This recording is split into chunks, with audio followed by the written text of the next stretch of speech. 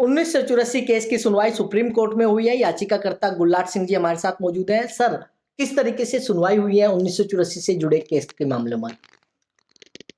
देखिए अभी आज ही एक अपलोड हुआ है, सुप्रीम कोर्ट में केस लगा हुआ था। तो 2016 ਮੁੱਖ ਮੰਤਰੀ ਭਗਵੰਤ ਸਿੰਘ ਮਾਨ ਦੀ ਅਗਵਾਈ ਵਾਲੀ ਪੰਜਾਬ ਸਰਕਾਰ ਨੇ ਸੂਬੇ 'ਚ 118 ਸਕੂਲ ਆਫ ਐਮੀਨੈਂਸ ਖੋਲ ਕੇ ਸਿੱਖਿਆ ਦੇ ਖੇਤਰ 'ਚ ਕ੍ਰਾਂਤੀਕਾਰੀ ਬਦਲਾਅ ਲਿਆਂਦਾ ਹੈ। ਇਨ੍ਹਾਂ ਸਕੂਲਾਂ 'ਚ ਸੂਬੇ ਦੇ ਹਰ ਬੱਚੇ ਨੂੰ ਮਿਆਰੀ ਸਿੱਖਿਆ ਮੁਹੱਈਆ ਕਰਵਾਈ ਜਾ ਰਹੀ ਹੈ। ਸਕੂਲ ਆਫ ਐਮੀਨੈਂਸ ਦੀ ਸਿਰਫ ਇਮਾਰਤ ਹੀ ਸ਼ਾਨਦਾਰ ਨਹੀਂ ਹੈ, ਸਗੋਂ ਇਸ ਦੇ ਕਲਾਸਰੂਮ, ਲਾਇਬ੍ਰੇਰੀਆਂ, ਪ੍ਰਯੋਗਸ਼ਾਲਾਵਾਂ ਅਤੇ ਬਾਥਰੂਮ ਵੀ ਸ਼ਾਨਦਾਰ ਹਨ। ਇੰਨਾ ਹੀ ਨਹੀਂ, ਪੰਜਾਬ ਸਰਕਾਰ ਵੱਲੋਂ ਇਨ੍ਹਾਂ ਸਕੂਲਾਂ 'ਚ ਦੂਰੋਂ ਆਉਣ ਵਾਲੇ ਬੱਚਿਆਂ ਦੇ ਲਈ ਫ੍ਰੀ ਬੱਸ ਸੇਵਾ ਵੀ ਮੁਹੱਈਆ ਕਰਵਾਈ ਜਾ ਰਹੀ ਹੈ।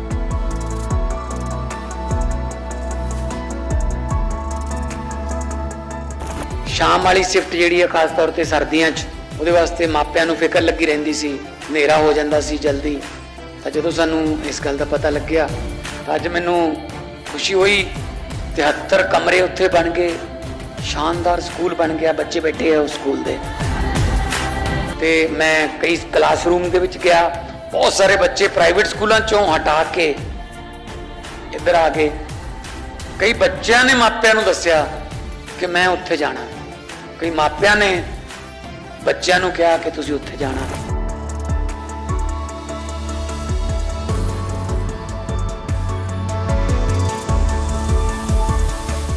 में हमारी जो अपील है, जो PIL वो एडमिट हो गई थी और उसके अंदर माननीय सुप्रीम कोर्ट ने SIT बनाई और SIT ने 196 बंद केस खोलने की सिफारिश की, जिसपे वो केसेस खोले गए, इन्वेस्टिगेशन के लिए डिफरेंट एजेंसीज को दे दिए गए।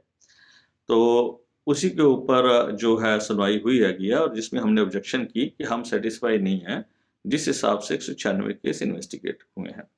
तो हमने एग्जाम्पल दिया कि एक अकेली FIR में बहुत FIR हैं, मतलब बहुत सारे केसों की एक ही FIR कर दी गई जो कानून तौर से नहीं करनी चाहिए थी, पर चलिए कर दी गई है तो सब केस जो उसके अंडर है इन्वेस्टिगेट होने चाहिए।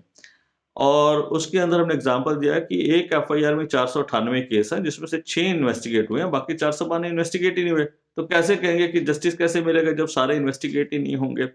तो माननीय सुप्रीम कोर्ट ने केंद्रीय गृह मंत्रालय को डायरेक्शन दिया कि सारी रिपोर्ट, जो डिटेल रिपोर्ट उनको सबमिट की जाए, एक कॉपी हमें भी दें और हम केस वाइज जो है उसमें ऑब्जेक्शन जो है वो फाइल करेंगे।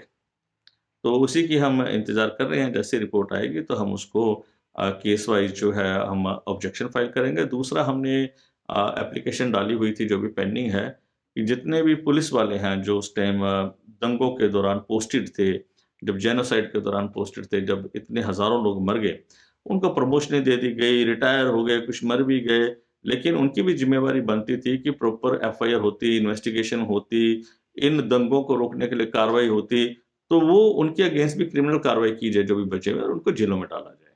सर, क्या लगता है कि ये केस जो है पैन इंडिया के लिए मांग की गई थी या फिर दिल्ली के केस हैं? ये पैन इंडिया के लिए मांग की थी, लेकिन उस टाइम माननीय सुप्रीम कोर्ट ने कहा था कि हम पहले दिल्ली पे कंसंट्रेट करेंगे और फिर पैन इंडिया लेके जाएंगे। हमने यही कहा कि अब 8 साल हो गए और इसको पैन इंडिया किया जाए, जिस पे माननीय सुप्रीम कोर्ट के न्यायाधीश ने कहा कि ठीक है, नेक्स्ट जो डेट होगी उस पे इस पे भी विचार किया जाए। जब एक FIR में 400 से ज्यादा केस दर्ज हैं और 196 जो है FIR हैं, तो लगता है कि फिर तो हजारों केस दर्ज होंगे। ये हजारों केस ही दर्ज हैं और मैं तो हमेशा ये एक चीज़ कहता हूँ कि देखिए भाई, क्या जो सिखों को उस टाइम जिंदा जलाया गया, क्या वो किसी देश के अगेंस्ट किसी कार्रवाई में इन्वॉल्व थे?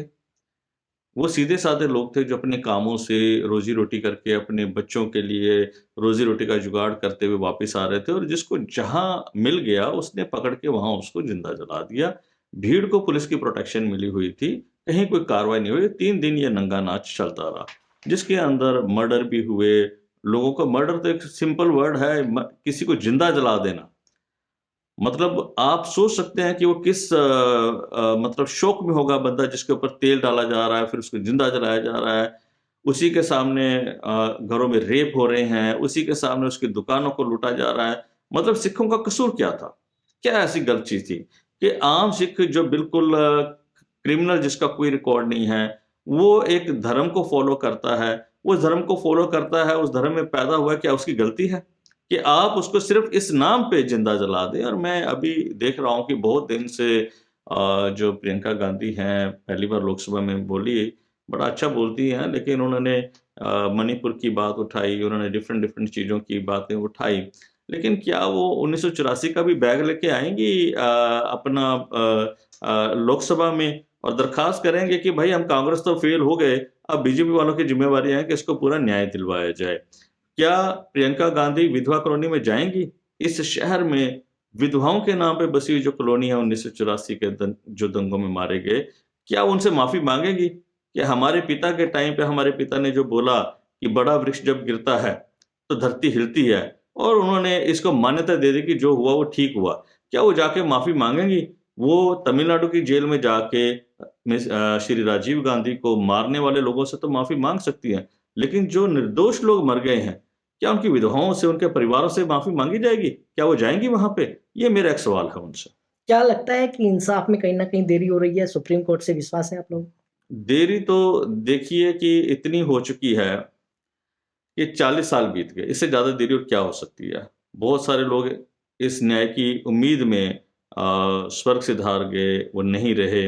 अब कुछ लोग बचे हुए हैं, कुछ व्हील चेयर्स पे हैं, कुछ बेड्स पे पड़े हुए हैं। एक यही इंतजार होता है कि शायद कोई जिन्होंने अपने घर के लोगों को, अपने भाइयों को, अपने पतियों को, अपने बच्चों को जिंदा जलते हुए देखा है और वो देश की राजधानी में हों, जहां सबसे बड़ी कोर्ट्स यहाँ हैं, वो आज भी न्याय की उम्मीद कर रहे हों, तो इससे ज्यादा अनफॉर्चुनेट और क्या हो सकता है देश के लिए? मैं चाहता हूं कि इसको डे टू डे कार्रवाई हो और जितनी जल्दी हो सके जो दोषी बचे हुए हैं जिंदा, उनको अंदर डाला जाए, जेल के अंदर डाला। अब अगली सुनवाई कब होगी इस पूरे मामले में? 27 जनवरी 2025 को नेक्स्ट डायरेक्शन के लिए केस रखा हुआ है। होपफुली उस दिन सुनवाई हो जानी चाहिए।